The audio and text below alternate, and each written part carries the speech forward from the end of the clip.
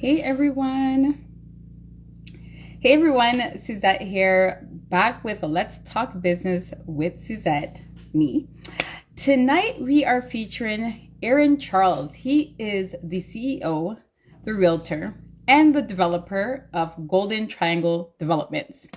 So guys, we're going to be talking about investing your money, the real estate market, and about building generational wealth the right way. So stay tuned for that. While Aaron is waiting on Aaron to join us, I want to talk about my event on November 20th, Network and Chill Art Show. That is going down at 6 p.m. November 20th. It's on a Saturday at the Trey Art Studio. I am going to have a number of special guest speakers, people that can help you with your business. We're going to have Courtney Frazier, Latika Hyatt, Jody Ann Campbell, and Melissa Mansouri. So I am putting all these people, myself included, in one room that's going to help you with your business. Okay. Also, you can come and get a free headshot. Well, it's not free. It's included in your ticket from Mr. Jack Flawless. So guys, if you are interested, please send me a shout and make sure you come in. All right. Just waiting for Aaron to join. Yeah, so as I mentioned, we're going to be talking all things real estate, just about the crazy market that we're in and what's the best way to go about investing in real estate. A lot of you guys, myself included, may have been misinformed about, investing in the real estate market. And at the end of the day, there is a better way to do it. And Mr. Aaron is coming in, explain that to us. So. Just waiting for him to come in. Hey, Aaron. Hey, Sue, Well, how's it going? how you doing? I'm good. I'm good. Can you hear me? Okay. Yeah, I can hear you fine. Yeah. Thanks for joining me. Thanks So, for guys, this is Aaron Charles. All right. I did the big intro already. But we're gonna be talking about real estate. Okay. This here is the big time investor right here. Okay. You're going to tell us all about your story. So, go ahead and introduce yourself and tell us a little bit about your background. asking. I'm just a simple guy. My name's Aaron Charles. Okay. Don't be humble. I am, I'm a simple Start guy. again. Very simple, just a hardworking individual. I'm in the real estate business, been in the real estate business for the last 14 years. Um, Mhm. I started off as a multi-family real estate investor, and then gradually got into different areas of real estate, pre-construction, um, sales. I got into the sales aspect of things as well. And now I am now developing real estate and investing in the commercial side of things. So it's been a long journey, lots of ups, lots of downs, lots of sleepless nights. But I love what I do. I continue No. to keep pushing forward, and you know, All just right. the journey. Okay. Well, tell me a little bit more about this journey. So you say you started off with multi-family homes. So like explain that. Were you flipping houses? Like were you renting? What exactly were you doing with Yeah, that? so I'm purchasing properties solely just with the mission of just holding these properties. I didn't have the skill set to flip properties or have the capital to flip properties. So, I was just simply just buying, hold. I was juggling that while I was at the TTC and doing a little other side gigs as well. So Mm-hmm. it turned from a side hustle to my career over time. Mm-hmm. Um, and yeah, and I started to take the equity out of those properties and continue and then start to explore different avenues within in the field. So, um, it's been a taxing journey. Yeah, you're always working. So, okay, so you mentioned that initially you didn't have the capital, but then you realized that you could take the capital out of the equity of the homes that you had, Right. Yeah. right? And then that's when you started to like flipping, you're like, okay, let the money make itself, essentially. You like the Kind idea, of. you like the idea of flipping, don't you? Yeah, I do. you're, you're leading to that on every question. Yeah. Flipping is not something I identify myself with. It's just a strategy that is applied when needed. Um, Mhm. I just taught at my master class flipping course, and the first thing I said was know, you shouldn't be flipping properties. You should be holding properties as long as you can, because you're here to build wealth. The only way you can build wealth is by holding the asset, not selling the asset for 50, 60, 70, 80, 100,000. Doesn't matter. Work again to make more money. When you actually, the asset is making money for you. It starts off a little bit slow, but eventually starts to snowball. So, you know, Mhm. you flip properties, specific goal in mind and a target that you're trying to hit. And if it's a chess move, then you move it. If not, the goal is to. Okay, okay. So, all right. So you can flip a house then. All right. Well, I learned something new today. So you're saying keep it and then let the equity grow. How long would you say? Because I mean, I don't know how long people can keep multiple houses for, but like, how long should Forever. Pass it down. forever? Okay. Biggest mistake I made was selling my portfolio. I was a little too eager. I saw the profits now. Like, okay, cool. That's Mhm. dope. Let me reward myself for my hard work. But now, when I look at now versus when I sold it, you know, there's another 4x to be made. But you know, I wouldn't Mhm. be where I am today if I didn't explore different options and build different skill sets in my. Mhm. You know, sometimes I can, like my mom will always say, I always got to make things hard for myself. So, if I could do it all over, I would have held You and held down? and went a little lower as well. Yeah. Well, I mean, sometimes doing certain things have led you down a different path because now you're actually going out, you're building, you're a developer. So you're not even into the whole, and wait, I'm assuming you have properties, right? You have other properties that you just have right now. How many properties do you have? Well, I offloaded a lot of my assets to get into purchasing land. So right now, Hmm. I have 124 lots to be built as of Wow. right now. Um, we just secured another deal. Um, I guess but it's 180 units, so about 200 units to be built in the next 2.5, 3. These So townhomes? townhouses, yeah. Oh wow. Wow, that's amazing. Oh, congratulations. You guys are always working, man. Like I always see I see one development go up and then another one. I'm like, did they finish the first one yet? Like always going. So that's really good. So Well, the key to this business, right, is or anything in real estate, it's compounding your efforts. So, you know, mhm, I always try to teach my clients and my students. I say, you know, you got to get to that very uncomfortable, but you know you're pushing forward.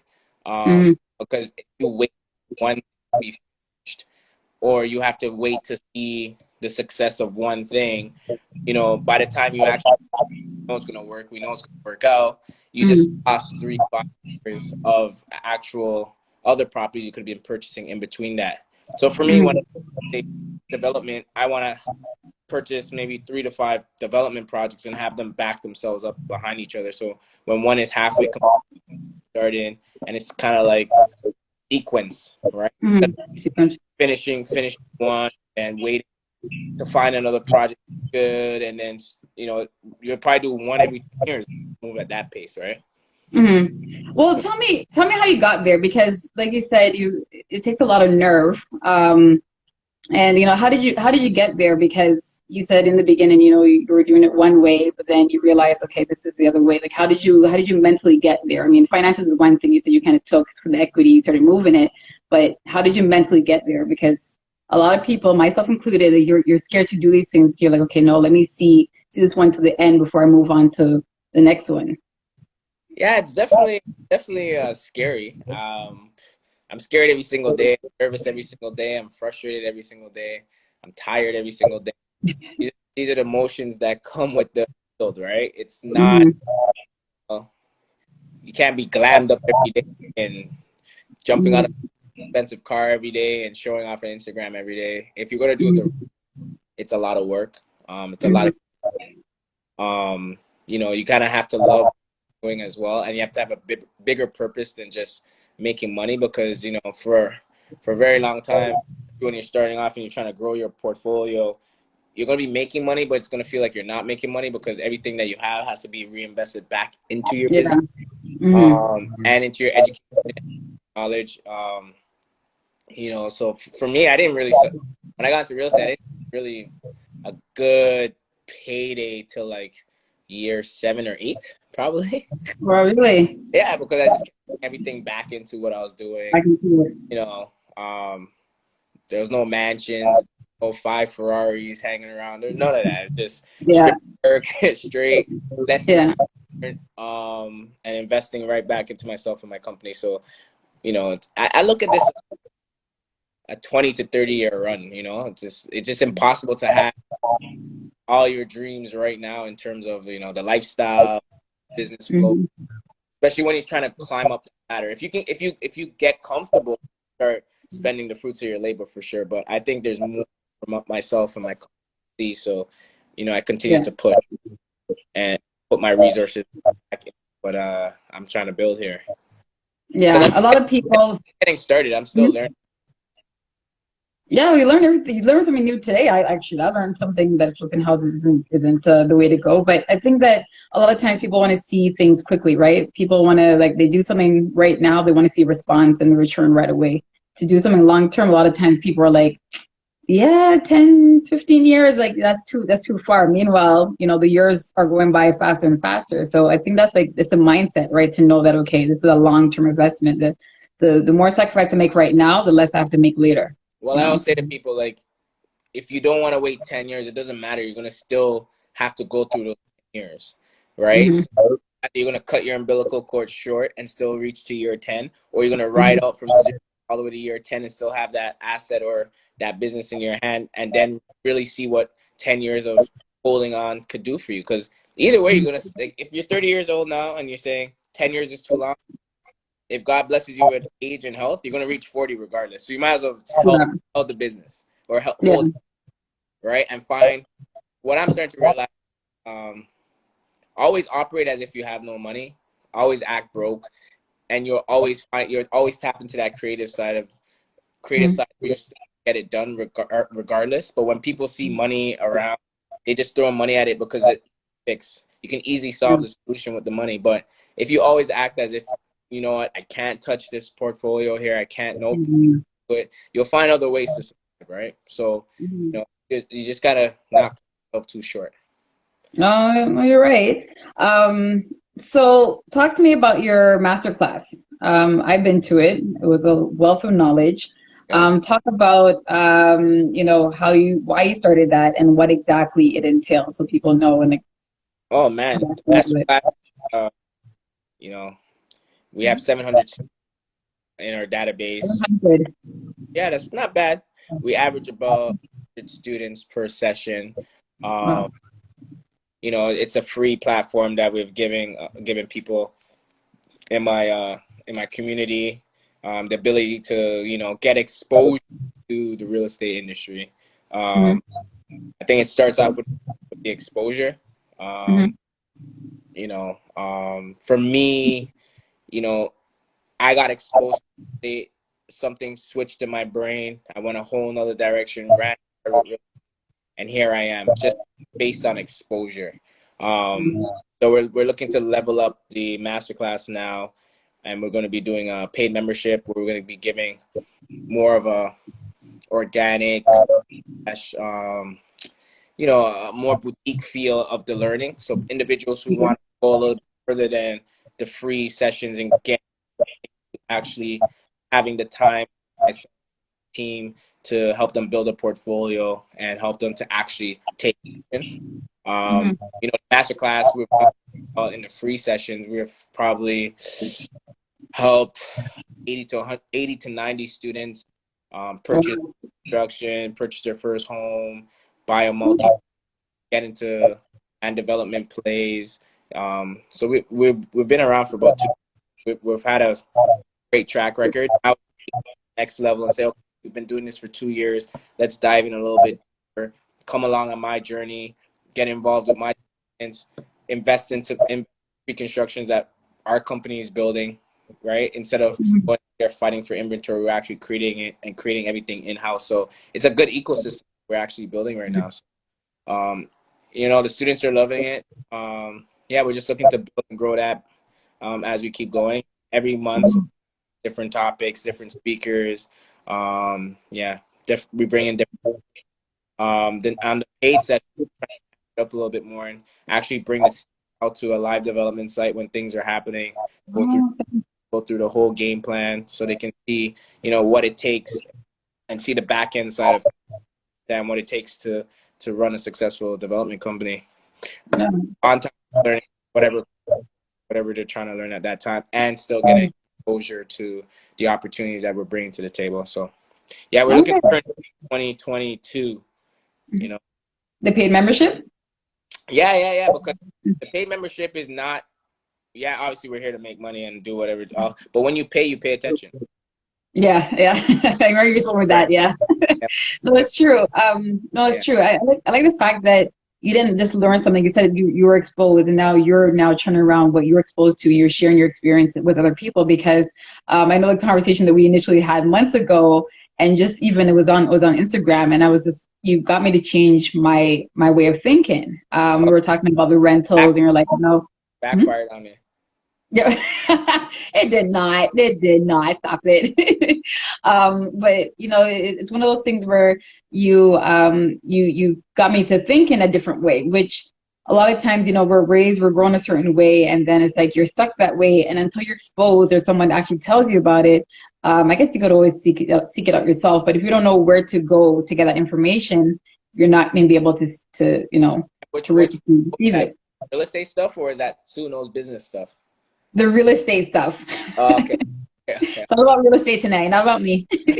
Okay. But That's that's what we're here for, right? We're here to encourage each other, build each other's confidence, and most of the time, it's just a confidence thing. Is do you believe that this is actually possible for you, and do you believe you deserve this, right? I think a lot of people think, "Whoa, this is way too big. This is out of my league. If I fail, Mhm. are people gonna judge me? Are people gonna laugh?" A lot of so it paralyzes a lot of them kind of in the same spot. For sure, it's a big investment, and I know for me, it's just one of those things like it's a big chess move, as you said, right? And it's like, okay, if you make it, what if it doesn't work? Your mind, a lot of times, not all the time, but a lot of times, your mind defaults to the negative, right? So automatically, you're like, okay, what if it fails? What if it doesn't work out? You don't really think about what if it works? What if I succeed? What if I make money? What if I can continue doing this, right? So it really starts off with your mindset before anything else. So the master class, you said it's every month you do it? Every month? Yeah, we would average the last Saturday of every month. We hold a masterclass. It's through Zoom. Um, Mhm. if anyone who has this call been in the masterclass, you can click on the link in my bio. It'll take you to the class sign up page. I encourage everyone to take the masterclass. You can never do much. You can never be overexposed. There's always that one piece of information that can just be like a moment. So Mhm. that's why I was constantly surrounding myself with individuals that are in the business. Um, my ear open for strategies and tips. Try to apply it to my everyday Mhm. game, right? Yeah. Yeah. Oh, that's true. Okay, so you went from purchasing multiple properties to investing, now to developing 180 units you have right now and counting, to now the Plaza. The Plaza. Let's Yeah. talk about the Plaza, guys. Yeah. This is like this is some big things right here. Okay, go ahead, talk about it. Yeah. Tell So tell us what you're doing. we're building a 10 square foot plaza on a 50 square foot, well, a 1 acre site out in Bowmanville, right off the 401. That was just something I wanted to challenge myself and say, you know what, like, while I'm in development, try different types of development and see what I'm actually going to like. Mhm. So just giving myself once again, um, you know, it's crazy, started back, properties in Hamilton, properties in Scarborough, and then flipping properties downtown. Never imagine it will lead to development of real estate at this capacity. But I was able to, I'm a very team oriented person, so I always knew the importance of building a team. Um, Mhm. you know, and we butt heads and everybody wants to be dominant when it, Mhm. but it's just trying to find a good team that you can work with because it's impossible to build grow if you're not surrounded with a team, because you're all going to have different. I know what my skill set is, what my partner's skill sets are, and I just try to add as I go along, and make sure everyone's on the same mission. try to encourage team members to, you know, push and be as ambitious as you are. Because you can't do this on when you want to grow to a level where Mm-hmm. you're trying to build a legacy or you're trying to build, you know, real financial freedom for your family. You have to have a unit that you're rolling with that you can fall back, that you guys can, you know, be each other's crutches, right?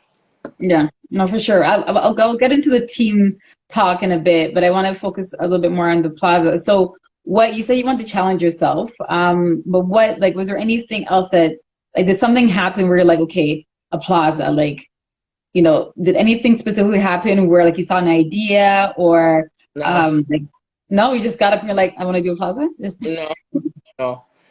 you just want to challenge yourself that, No, like for me, you know, I'm a different individual. Like when I was like 15, 16 years old, my teacher I want to be when I grow up, and I told her if I don't make the NBA, I want to be a landlord. So that was my pursuit. really at 15? Yeah, Wow. Okay. this is what I want to do. Like as soon as I finished high school, I worked for a year, and then within no, I worked for 2 years, and I got my first property. So I was already working. Wow. I didn't even go to college or university. I just got straight into real estate at 20 years old. So I Wow. bought a triplex at 20, and then I'll just continue rolling from there. For me, it was I already knew what I wanted to do. I knew they weren't going to teach me this in school. I Mhm. didn't have an application form to go to college or university because I knew this course, life course, wasn't being offered. So I didn't even waste my time. Took that Wow. money on university, bought my first triplex, and then continued from there. So Wow. Most yeah, people, most adults still don't even know what they want to do, much less knowing at 15 they're like, no, I want to be a landlord. That's pretty dope. I always, Some I people, yeah, like yeah. I always know. I know my life is planned all the way. Like I know every stage of my life and what I'm going to be Mhm. doing. Mhm. That's I good. goals. I could show you my goals I wrote down in 2009 to my goals I wrote down last year. You would actually see a certain path. Wow. Yeah, Wow. And I guess you were just born that way, I guess. I wouldn't say I was born. I was, I was, I was one of those kids that Mhm. love to hang around older people. Okay. So if the young ones are playing video games, I'm with the adults and participating in adult. Mhm. You know, so Mhm. I always Mhm. feel like elders talking about, you know, making money, properties, and that, and then I just said, yo, like that's what I want. I want land. I want. So it just intrigued me, and Mhm. I remember when I was 19, I was working this job. I was making probably like 15, 18 bucks an hour. I Mhm. was in college and you always go to university. So I started to like, okay, if I save X amount of money for the next 7 years, I buy a condo at 28. So I Mhm. like my path to buy a home was at 28 years old. If I saved X amount of money from this job that I thought was Mhm. because I wasn't going to go to college, university. But then I happened to go to Hamilton when I was 20 with my friends, and then we ran into a gentleman who owned 100 apartment buildings.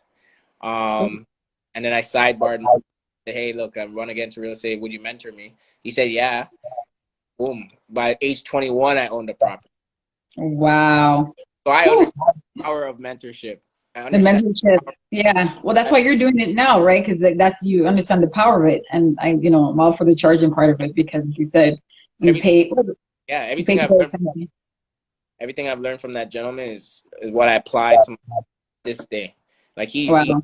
pretty much gave me the blueprint. But you know, it wasn't like he liked me or I was his favorite person on the planet. I put in work. Like I would Mhm. like I property managed his buildings for him for free for like a year. Um, you know, I if he had deals that he was sell, I would sell them for him without like privately. So I learned to hustle deals. I learned to manage deals. Me and him did our first flip together. Um, Mhm. so he said, you know what, bring your money, I'll bring half. We did our first flip together, and then yeah, Wow. and I was able to go out there and fly. You know, but You still talk to me? I was in it, man. I was traveling from Toronto to Hamilton every single day, Wow. property managing buildings, painting my units, evicting my own tenants. I'm a tenant. landlord board, whatever. It was crazy. Wow. Meanwhile, everybody else is out partying and turning up at the club. You're evicted. I knew nothing about clubs till I was probably like I've tended parties here and there, but I was never a club goer. I threw Yeah. my parties once a quarter, Mhm. which I used that money to continue to buy real estate. But Mhm. I was never a big party person. Never cared for it. Still don't care for it. Yeah, you don't get anything out of it. Wow, that's you don't. You still talk to your mentor? Yeah, I check in with him here and there. We've been Hmm. cool for the last 14 years. He's on some different stuff though. Like he's like, I helped him buy his dream home when I got my real estate license. He bought a castle on the mountain for like 1.6 million at the time. It's probably he sold like 7 million, but I helped him. Ooh, you Yo, say castle? he bought a legit castle Where? Whereabouts is that? on the mountain. I'll send you a picture. He's called Wow. Okay. Raven Raven something Raven Castle something on Oh, Dunder. wow. And it's Time. worth it's It- 7 million now? It's worth 7 million. We bought it for like 1.3, and I just got my real estate license at that time, so it was the biggest deal I've ever done. That's a huge deal, yeah, because that would have been what, 14 years ago? About? Yeah, and then I helped my mentor buy property after him years of training me. It's just crazy.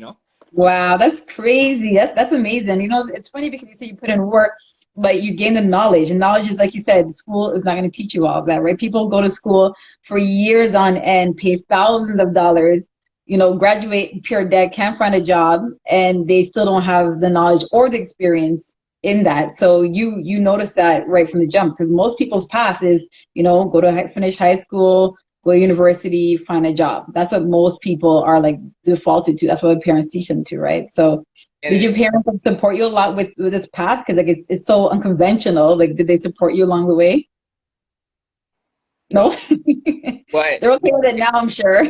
they also trusted my ability to make good decisions for myself, Yeah. But for me, my brain is wired differently. So if everyone's going left, I'm going right. If everyone's going Mhm. right, I'm going left. If everyone's like Mhm. saying yes, I say, and my friends are mad at me and say, "You're just saying no to say just to be the opposite." But like, Yeah. I just have to. For me, it was like, yo, there's 4 universities. Let's say there's 4 universities in downtown Toronto, Mhm. and they all have an engineering program, and they're all taking 100 students. That's 400 people I have to compete with for a Mhm. job. Mhm. And next year, it's going to be another I'm competing with. There's not going to be enough jobs and an Yeah. opportunity for me to even A, grow and advance, or B, even stand on and do it spectacular. So I Mhm. was like, all right, cool. My friends are all in university right now. While they're in university, I'm going to learn real estate. Yeah. They come out, they're going to need to help them with real estate because they're going to have good jobs, good careers, but they're not going to know how to Mhm. move the game like how I know how to move the game. So by the time my friends Mhm. 4 years worth of university, and I was 4 years in my own personal university, which is owning real estate, they came Mhm. with zero property and 80 grand debt. I had buildings. Wow. Wow. So you had the vision. You weren't joking when you said you had everything planned out. You already knew. No, because I don't play games to compete with people. I play to dominate, Mhm. To right? dominate. I, Okay. Wow. it, Mm. if you see me in the same field and space as you, Mm. just know I'm there to dominate you and move up really. What the way? Yeah, like just let.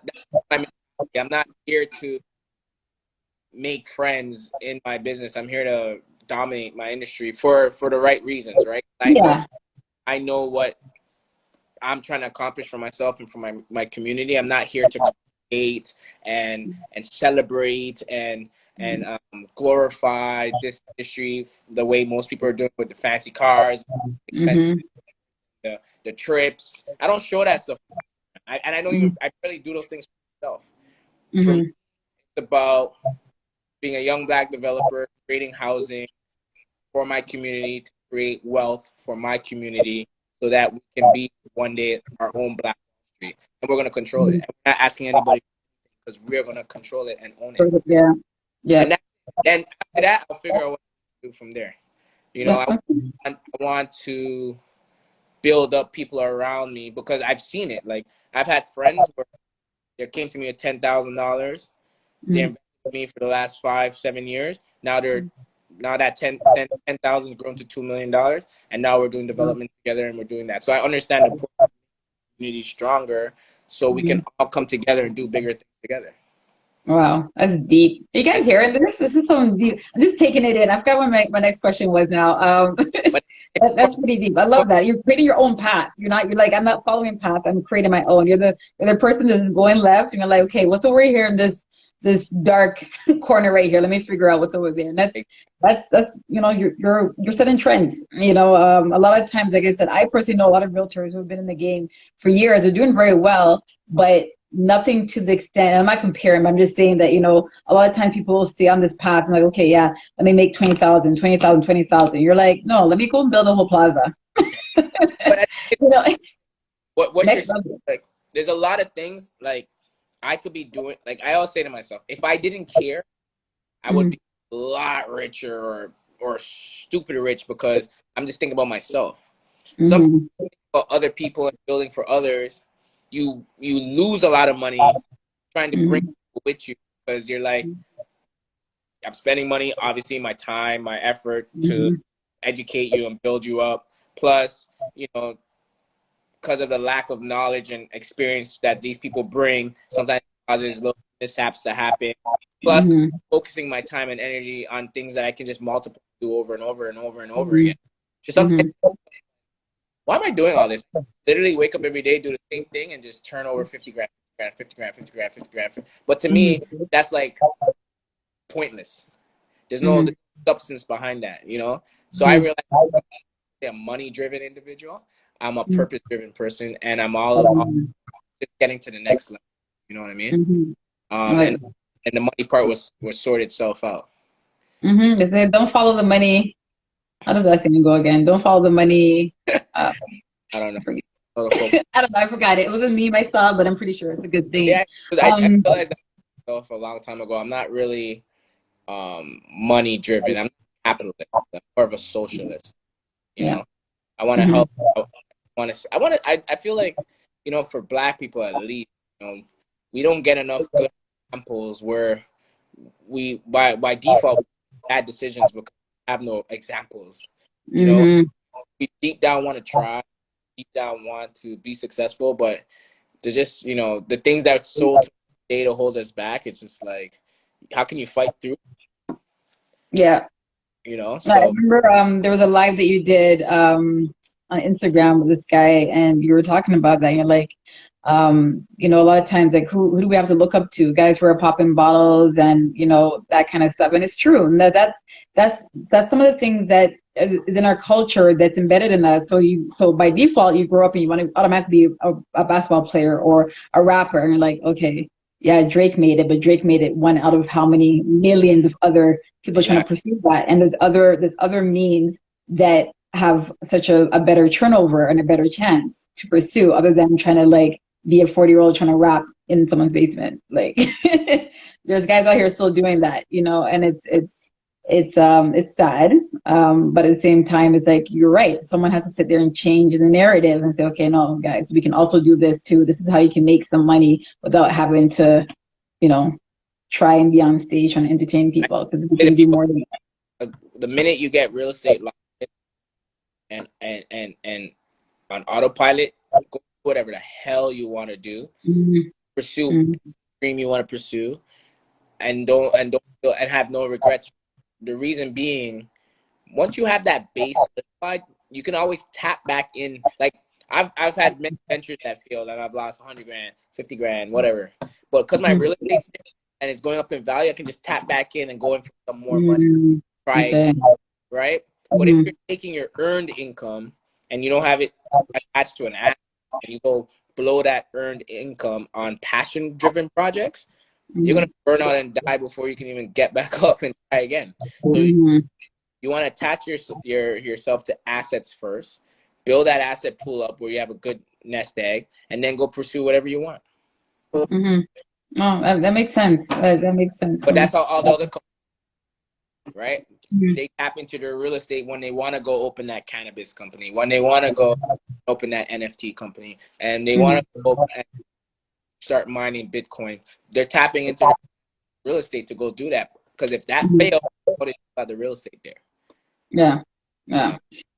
Yeah. Okay, so we can't go back. You were talking about a team. So I talk about this all the time because people are always so quick to say, oh, I can't afford to hire anybody or I don't trust anyone. How did you go about developing your team? Like, what are some good tips that you could share with people on finding a good team? Because there's obviously a lot of experiences out there where people don't meet up with the right person, and then they end up pulling them down. And then sometimes you have someone that's just not a right fit for you. So how did you go about finding a team that works for you? And what are some good characteristics that someone should look out for when they're building their team? Yeah. So for me, mine was a little bit different. When I started Mm-hmm. off in real estate, it was more for personal. It was personal. Mm-hmm. Uh, Before I had Instagram, about 10 properties. So when I got into Instagram, I was already like that real estate guy or whatever. People know me for having real estate. From day one, I bought my first 2009. I think I got onto Instagram 2010 or 11. Mm-hmm. So I already had real estate. Um, so through my actions and through my constant work and elevation through my career, people actually approach me, offer me like, hey, I can add value to you. So I never really had to people.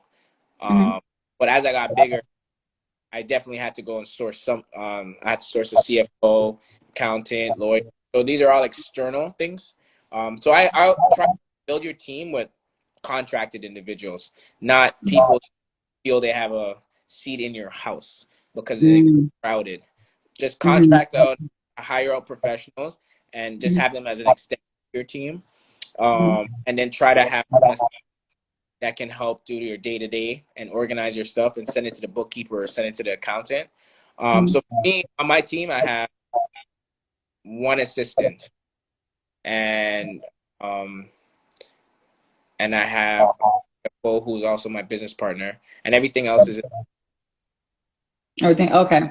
so I So what? it's Mhm. possible because when you need to fire people, it's less emotional. It's just That's the business. most. It's business, Okay. You're talking about right? evicting people and firing them. Okay. I'm so glad I didn't get fired. You're So okay. you're an extension though, right?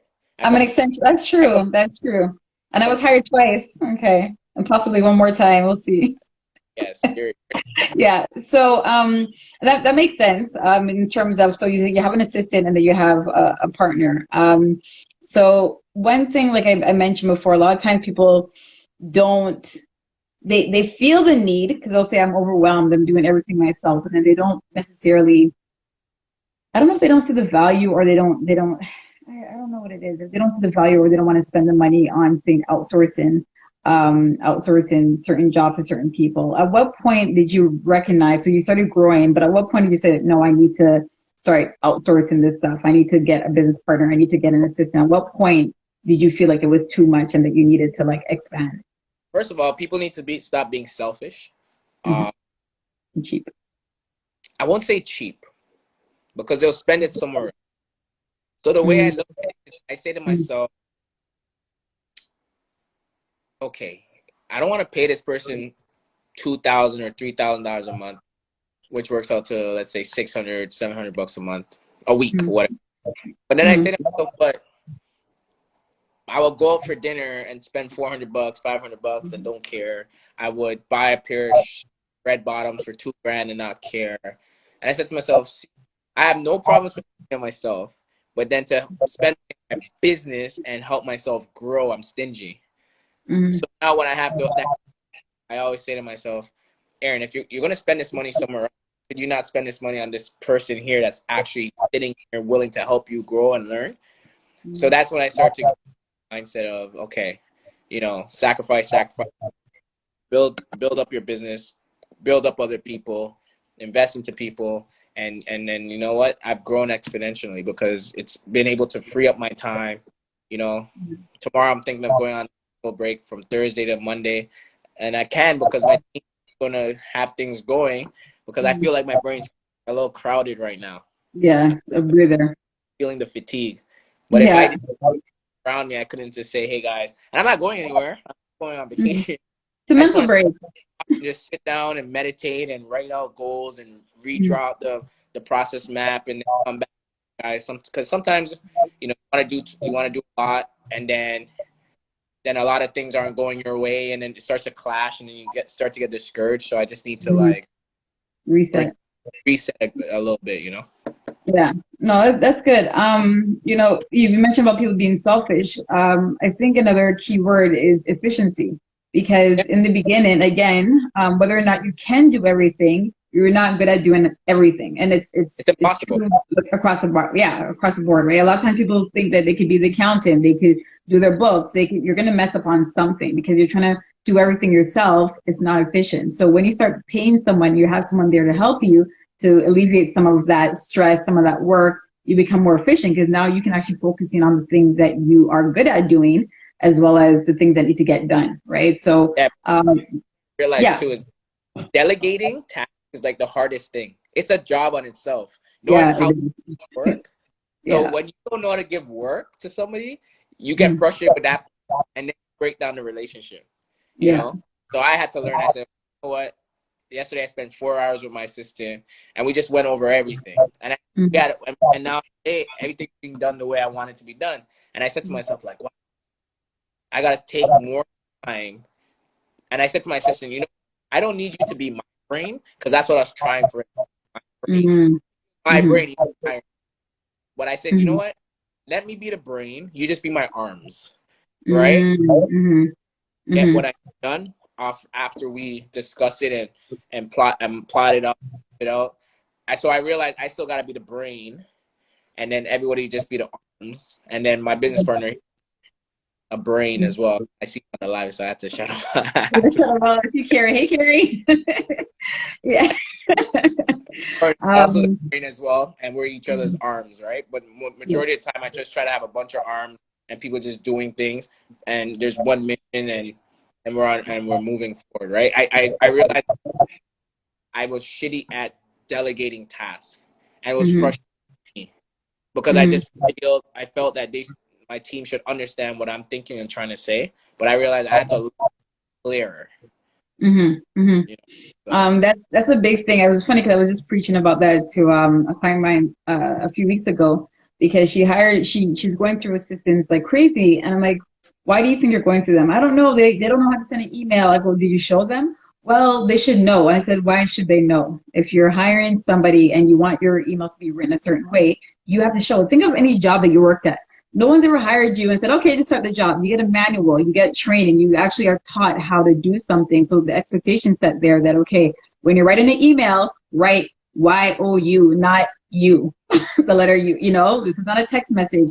And I think that once you say those things and you start to, um, you know, start to be clear on your expectations, now you can hold the person accountable. But you can't get frustrated with somebody because they're not you. It's like, why don't you know any better? And like, at the end of the right, day, well, you didn't really teach me what you wanted to do. And that's a huge thing. And a lot of small business owners, I don't like saying small business owners, a lot of business owners struggle with that because they're the one person doing everything. They're the arms, the ears, the eyes, the teeth, everything in the beginning, that when they hire on someone, and say, okay, I just need you to do this. And you're not really telling them, okay, well, I need you to do X, Y, and Z, and this is how you do it. So you said you took 4 hours yesterday to kind of spell out everything that needs to get done. You set the expectations, you showed them how you want it to be done. And now, you're like, I can take 4 days off. 4 hours saved you 4 days. You know what I mean? And a lot of times people don't get that.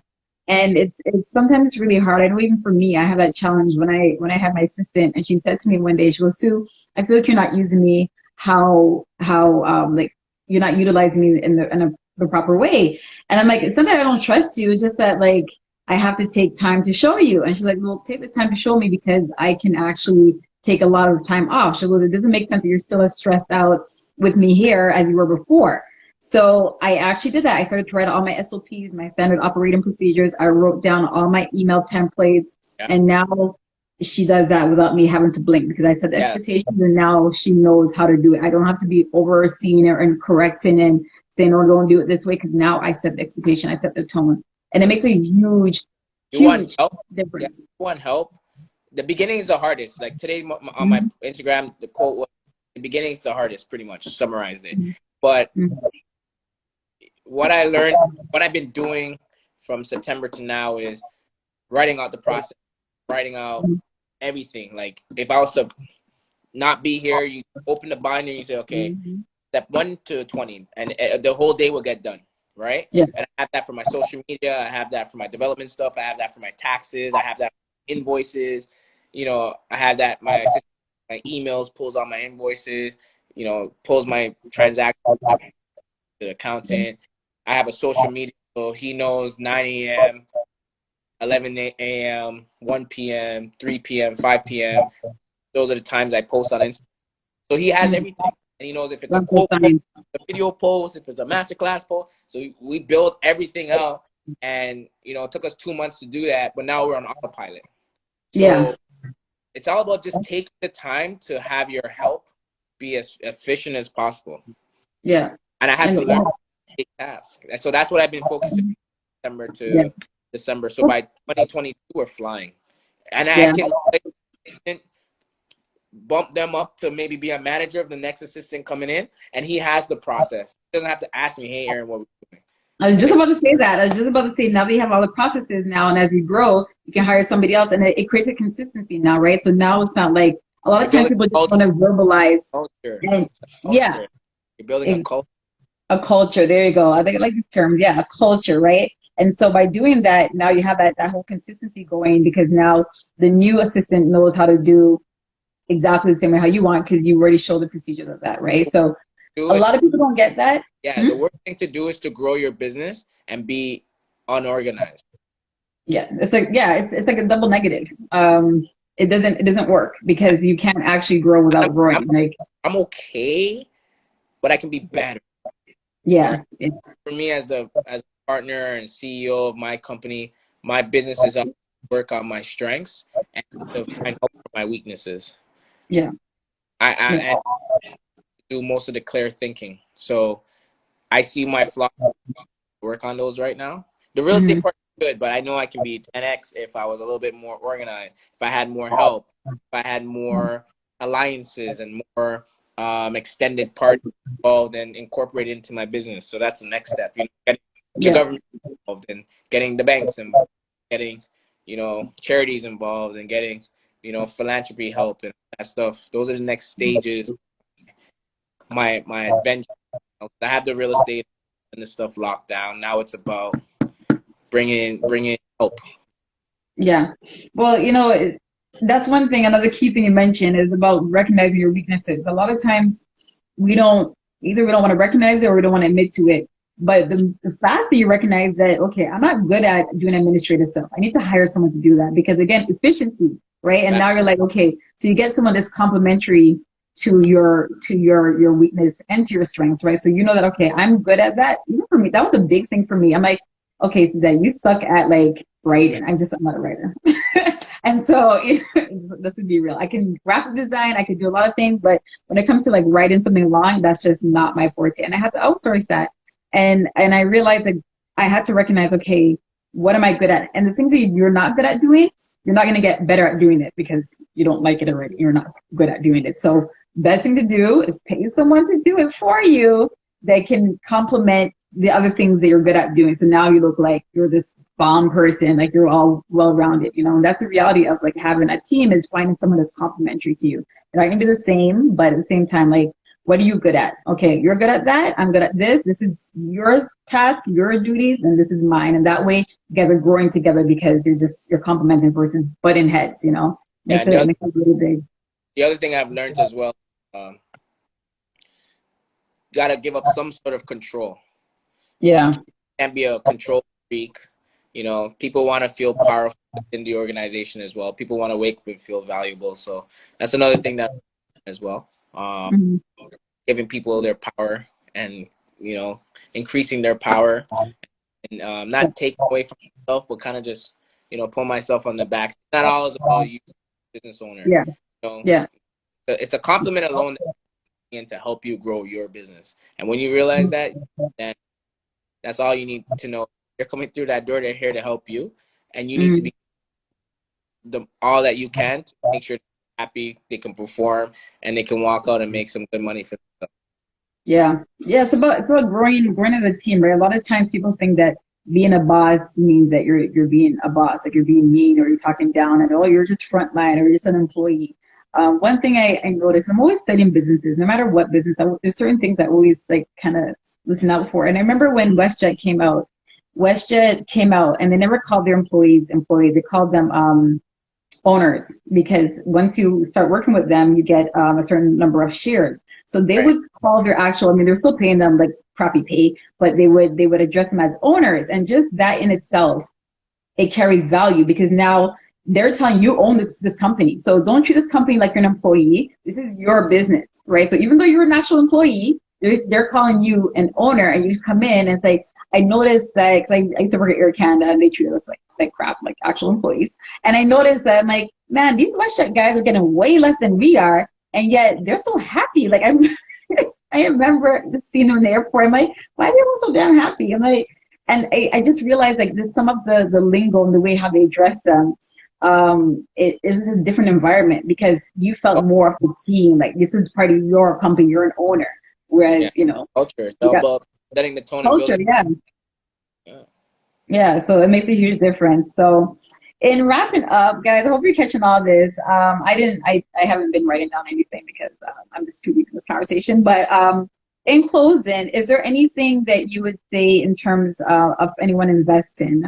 Is there any like word of advice that you would say to anyone that is looking to invest but not sure what or where to go? Yeah, like for all those that are in real estate, like congratulations and pushing forward and continuing to build and grow and connect with people that can help you get to the next level. Don't be shy to obviously reach out and you know try to put yourself in. Invest in yourself. Um, it's going to cost you at a certain stage to get into certain doors. So you got to be ready to, you know, get over that. Oh, I want to pick your brain for free type of mentality that we have. Mm-hmm. But right now, no better time to be in real estate and investing, period. Continue to learn, continue to, shoot your shot, right all the time. But, it's calculated risk. As long as you do your due diligence and you surround yourself with people, you can lean on or have expert people around you, you should be fine. The market's on fire.